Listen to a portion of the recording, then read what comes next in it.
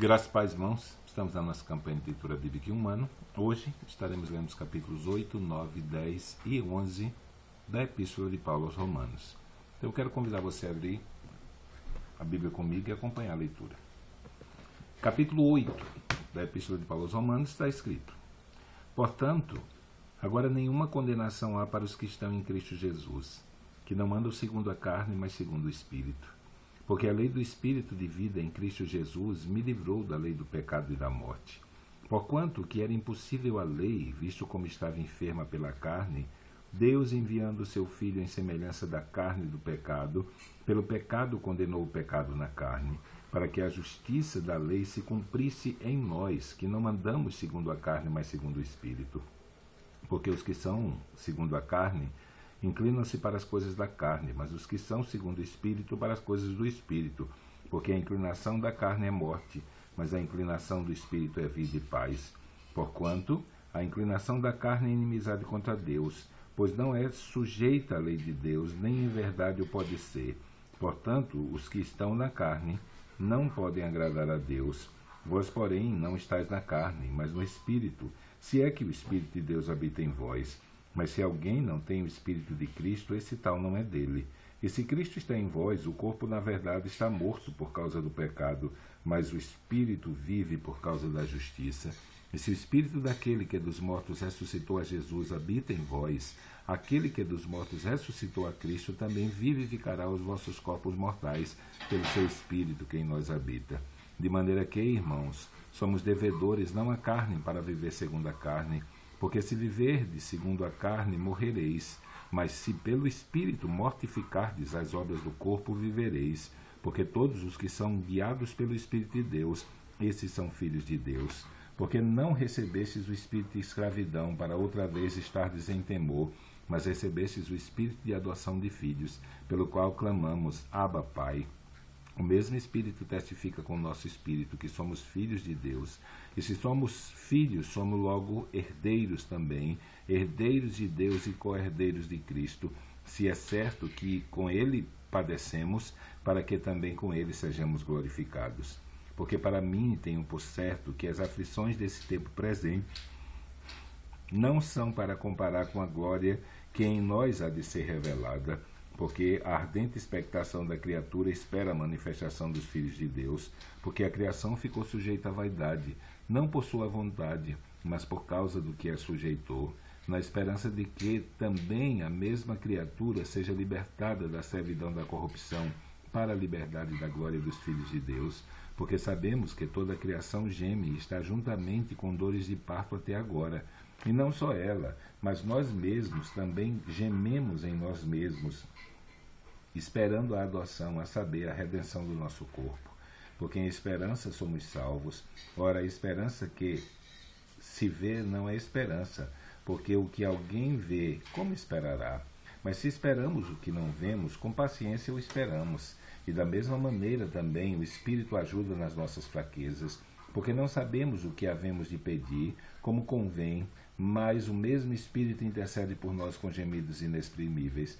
E aquele que examina os corações sabe qual é a intenção do Espírito, e é ele que, segundo Deus, intercede pelos santos. E sabemos que todas as coisas contribuem juntamente para o bem daqueles que amam a Deus, daqueles que são chamados por seu decreto, porque os que dantes conheceu, também os predestinou para serem conforme a imagem do seu Filho, a fim de que ele seja o primogênito entre muitos irmãos. E aos que predestinou, a estes chamou, e aos que chamou, a esses também justificou. E aos que justificou, a esses também glorificou. Que diremos, pois, acerca dessas coisas?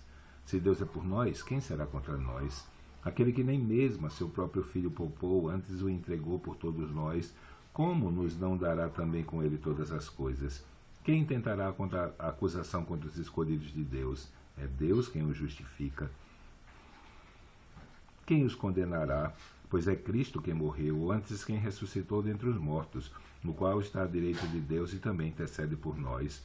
Quem nos separará do amor de Cristo? A tribulação, a angústia, ou a perseguição, ou a fome, ou a nudez, ou o perigo, ou a espada? Como está escrito, por amor de ti somos entregues à morte todo dia. Fomos reputados como ovelhas para o matadouro. Mas em todas essas coisas somos mais do que vencedores por aquele que nos amou.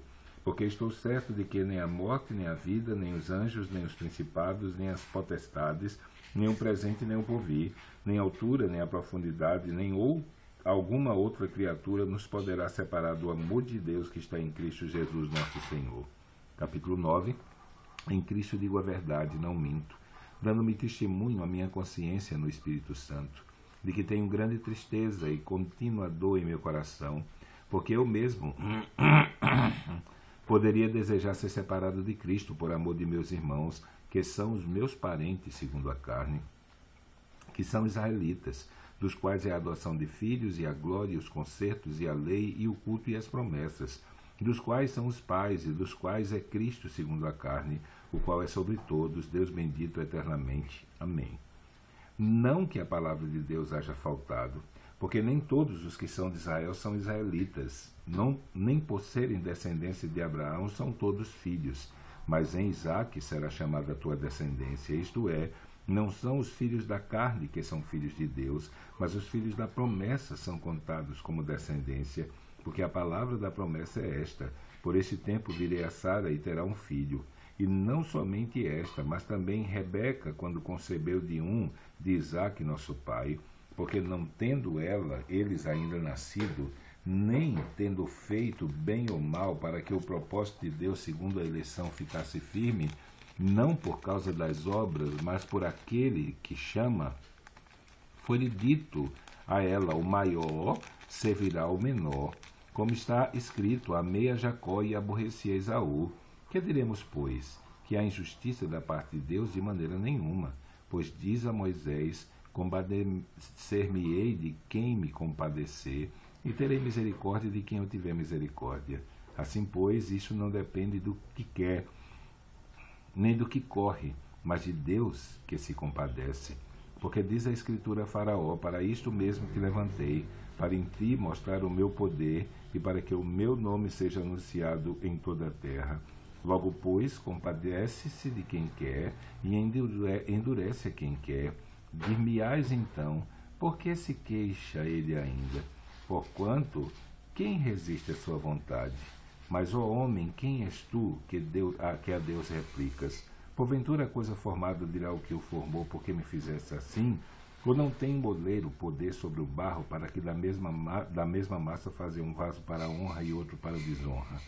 E que direis se Deus, querendo mostrar a sua ira e dar a conhecer o seu poder, suportou com muita paciência os vasos de ira preparados para a perdição, para que também desse a conhecer as riquezas da sua glória nos vasos de misericórdia, que para a glória já dantes preparou, os quais somos nós, a quem também chamou, não só dentre os judeus, mas também os quais somos nós, a quem também chamou, não só dentre os judeus, mas também dos gentios, como também dizem Oséias: chamarei meu povo o que não era meu povo, e amada a que não era amada. E sucederá que, no lugar em que lhes foi dito: vós não sereis meu povo, ali serão chamados filhos do Deus vivo. Também Isaías clamava acerca de Israel: ainda que o número dos filhos de Israel seja como a areia do mar, o remanescente que será salvo, porque o Senhor executará a sua palavra sobre a terra, completando-a e abreviando-a. E como antes disse Isaías: se o Senhor dos Exércitos não nos deixar a descendência, teríamos sido feitos como Sodoma e seríamos semelhantes a Gomorra. Que diremos, pois? Que os gentios que não buscavam a justiça alcançaram a justiça? Sim, a justiça que é pela fé. Mas Israel, que buscava a lei da justiça, não chegou à lei da justiça. Por quê? Porque não foi pela fé, mas como que pelas obras da lei. Tropeçaram na pedra de tropeço, como está escrito: eis que eu ponho em Sião uma pedra de tropeço e uma rocha de escândalo. Todo aquele que crê nela não será confundido. Capítulo 10. Irmãos, o bom desejo do meu coração e a oração a Deus por Israel é para a sua salvação, porque lhes dou testemunho de que tem zelo de Deus, mas não com entendimento, porquanto, não conhecendo a justiça de Deus e procurando estabelecer a sua própria justiça, não se sujeitaram à justiça de Deus, porque o fim da lei é Cristo, para a justiça de todo aquele que crê. Ora, Moisés descreve a justiça que é pela lei, dizendo: o homem que fizer essas obras viverá por elas. Mas a justiça que é pela fé diz assim: não digas em teu coração quem subirá ao céu, isto é, a trazer do alto a Cristo, ou quem descerá ao abismo, isto é, a tornar a trazer dentre os mortos a Cristo, mas que diz: a palavra está junto de ti, na tua boca e no teu coração.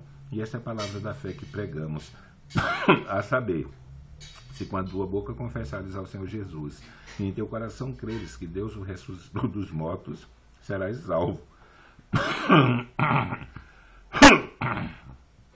Visto que com o coração se crê para a justiça, e com a boca se faz confissão para a salvação. Porque a Escritura diz: todo aquele que nele crê não será confundido, porquanto não há diferença entre judeu e grego, porque um mesmo é o Senhor de todos, rico para com todos os que o invocam. Porque todo aquele que invocar o nome do Senhor será salvo. Como, pois, invocarão aquele em que não creram? E como, pois, crerão naquele de que não ouviram?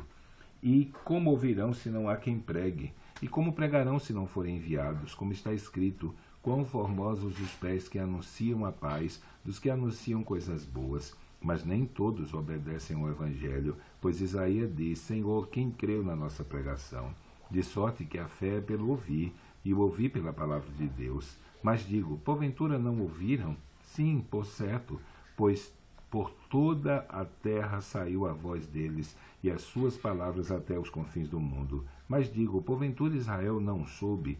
Primeiramente diz Moisés: eu vos meterei em ciúmes com aqueles que não são povo, com gente insensata vos provocarei a ira. Isaías ousadamente diz: fui achado pelos que não me buscavam, fui manifestado aos que por mim não perguntavam. Mas contra Israel todo dia estendi as minhas mãos a um povo rebelde e contradizente. Capítulo 11. Digo, pois, porventura rejeitou Deus ao seu povo? De modo nenhum, porque também eu sou israelita, da descendência de Abraão, da tribo de Benjamim. Deus não rejeitou o seu povo que antes conheceu.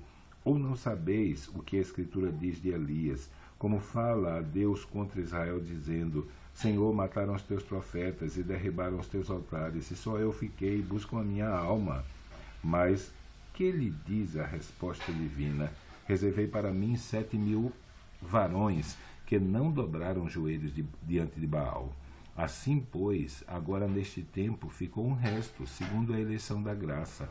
Mas se é por graça, já não é pelas obras. De outra maneira, a graça já não é graça.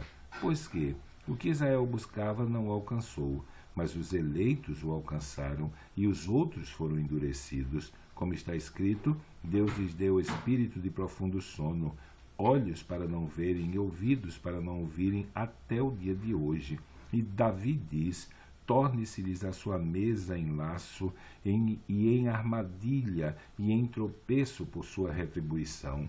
Escureçam-se-lhes os olhos para não verem, e encurvem-se-lhes continuamente as costas. Digo, pois, porventura tropeçaram para que caíssem? De modo nenhum, mas pela sua queda veio a salvação aos gentios, para os incitar à emulação.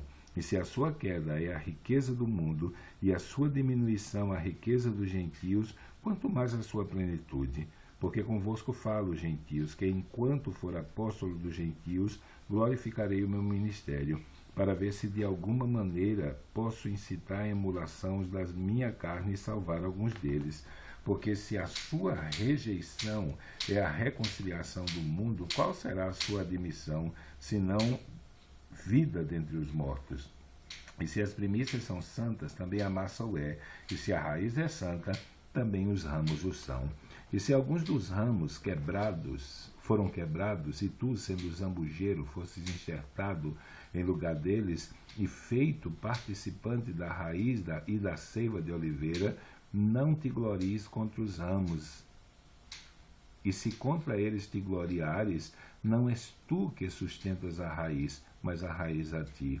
Dirás, pois: os ramos foram quebrados para que eu fosse enxertado. Está bem, pela sua incredulidade foram enxertados, e pela sua incredulidade foram quebrados. e tu estás em pé pela fé.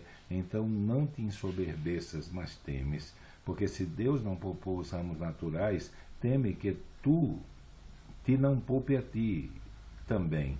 Considera, pois, a bondade e a severidade de Deus para com os que caíram.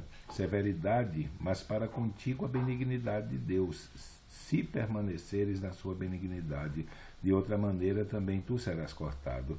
E também eles, se não permanecerem na incredulidade, serão enxertados, porque poderoso é Deus para os tornar a enxertar.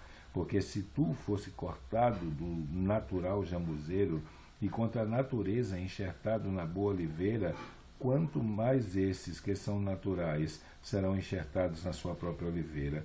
Porque não quero, irmãos, que ignoreis esse segredo, para que não presumais de vós mesmos, que o endurecimento veio em parte sobre Israel, até que a plenitude dos gentios haja entrado. Assim todo Israel será salvo. Como está escrito, de Sião virá o libertador, e desviará de Jacó as impiedades. E este será o meu concerto com eles, quando eu tirar os seus pecados. Assim que, quanto ao Evangelho, são inimigos por causa de vós, mas quanto à eleição, amados por causa dos pais, porque os dons e a vocação de Deus são sem arrependimento. Porque assim como vós também antigamente fostes desobedientes a Deus, mas agora alcançastes misericórdia pela obediência deles, assim também esses agora foram desobedientes, para também alcançarem misericórdia pela misericórdia a vós demonstrada. Porque Deus encerrou todos debaixo da desobediência, para com todos usar de misericórdia. Ó profundidade das riquezas, tanto da sabedoria como da ciência de Deus, quão insondáveis são os teus juízos e quão inescrutáveis os seus caminhos, porque quem compreendeu o intento do Senhor? E a quem foi seu conselheiro? Ou quem lhe deu primeiro a ele para que ele seja recompensado? Porque dele, por ele e para ele são todas as coisas. Glória, pois, a ele eternamente. Amém. Amém. Terminamos nossa leitura de hoje. Amanhã, se Deus assim o permitir, estaremos lendo capítulos 12, 13, 14 e 15 da Epístola do Apóstolo Paulo aos Romanos. Que Deus te abençoe e até amanhã, se Deus assim o permitir.